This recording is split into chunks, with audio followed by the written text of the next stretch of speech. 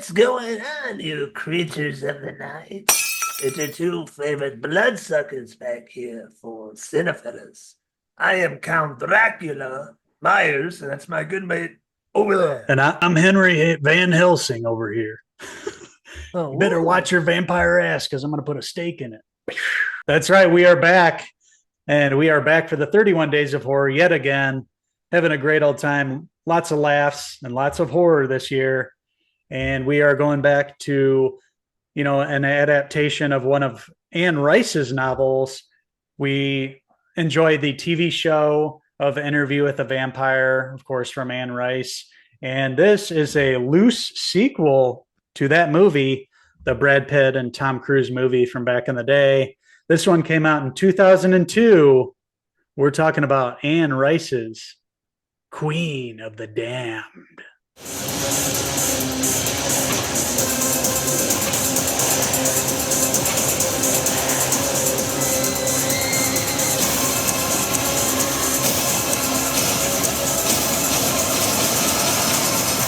Queen of the Damned.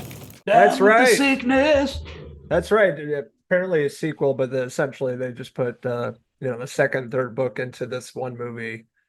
Came out in 2002, of course. Interview the Vampire, Tom Cruise, Brad Pitt. Came out in 1994. Amazing movie. Really great adaptation of the book. Huge fan of Anne Rice's novels, especially the trilogy. Vampire Lestat. This is the second book, my favorite. And of course, Queen of the Damned book is really excellent too. But here we are in 2002 with this movie, kind of crunching, mushing everything in together in this one movie, and you can definitely feel it from the get-go of the film. It's a hot mess, and it's all over the place. It's really a time capsule for the new metal music era of the early 2000s. From the get go, you hear a lot of that kind of music. Jonathan Davis of Korn did the soundtrack and is the voice when Lestat's up on stage singing, which is funny. This was the first time I'd seen this movie, but I remember that being a big deal back in the day. He was the lead singer of Korn, of course, and doing a soundtrack for a movie. So I remember, there's a lot of buzz, and that affected the movie too. Also, the movie starring Aaliyah, the big pop star at the time.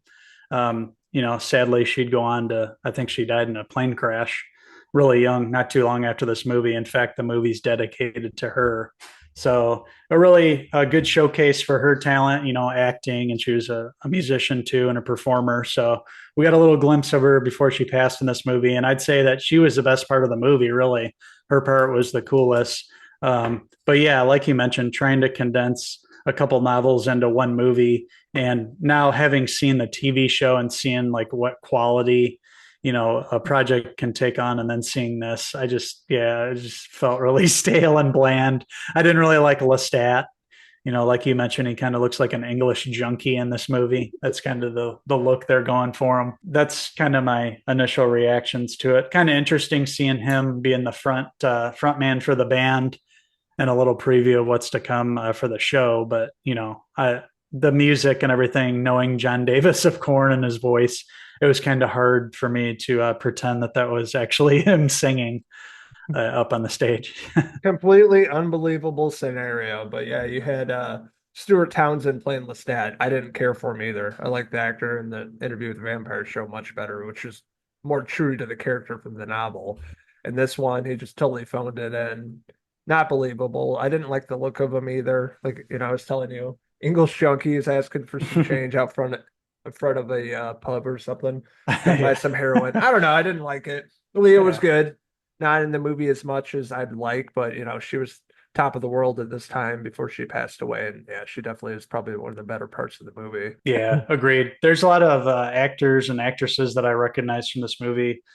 Jessie, the character, kind of the girl that becomes enthralled with Lestat and like follows him around and everything.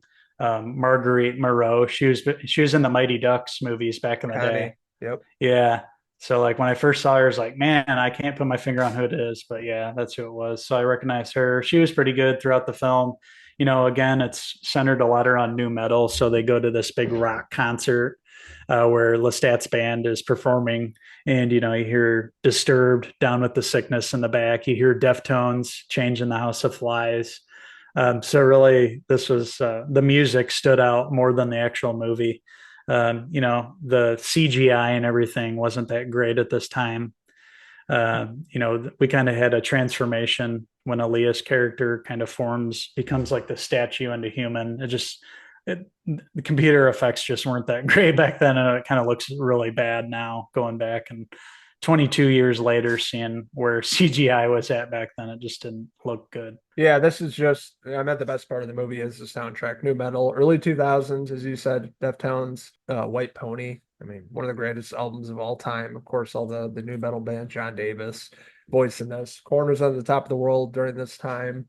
If you're just looking for a good soundtrack, yeah, check it out on Spotify, but don't waste your time on this movie. It's definitely forgettable, and it was bad in 2002. I remember seeing it back then and seeing the poster at the local video store, and decent concept. They just try to mush too much in an hour and 40 minutes long. I mean, the book's pretty long, so probably would have been better for two films, part two, part three, Vampire Lestat, Queen of the Damned. So total misfire for me. Doesn't hold up. A movie I definitely won't be rewatching anytime soon. So Queen of the Damned, I'm gonna give it a 2.5 out of 5. Stuart Townsend hairpieces.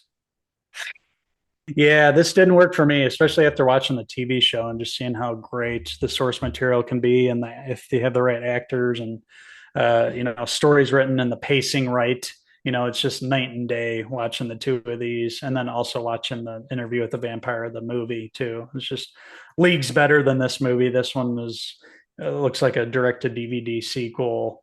Yeah, like you mentioned, the only thing that I really enjoyed about it was hearing the songs that I remember from back in the early 2000s on there. We got some Papa Roach thrown in there too. Dead Cell, that song. But yeah, just the movie was really bad from start to finish. A couple scenes were even laughable. So I guess, I'm going to give Queen of the Damned, I'm going to give it a 2 out of 5 Lestat hair pieces. So I want to hear from all you bloodsuckers out there. What did you like about Queen of the Damned? What didn't you like about it? Do you guys like Interview the Vampire? Let us know in the comments below, and don't forget to subscribe. Also, check out these wild ghouls on Facebook, X, and Instagram, and our website, Cinephellas.com, for the latest, greatest TV, movie news and horror reviews. We love vampires over here. The Cinephellas boys love the genre. No. Your favorite movie, of course, The Lost Boys. Never heard of it. I know you never heard of it. Neither have I.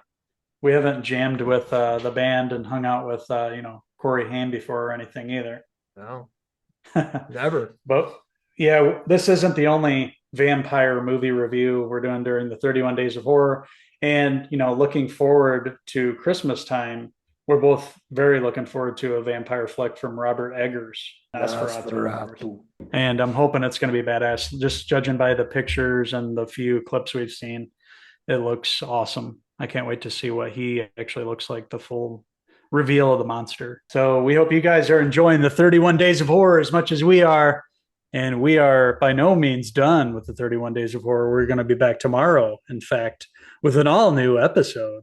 So stay tuned and stay thirsty for blood out there, you fanged ghouls out there. So until the next time, I'm Uncle Henry Van Helsing. And I'm Uncle Logan Townsend, signing out until the next review for 31 Days of Horror. Cheers!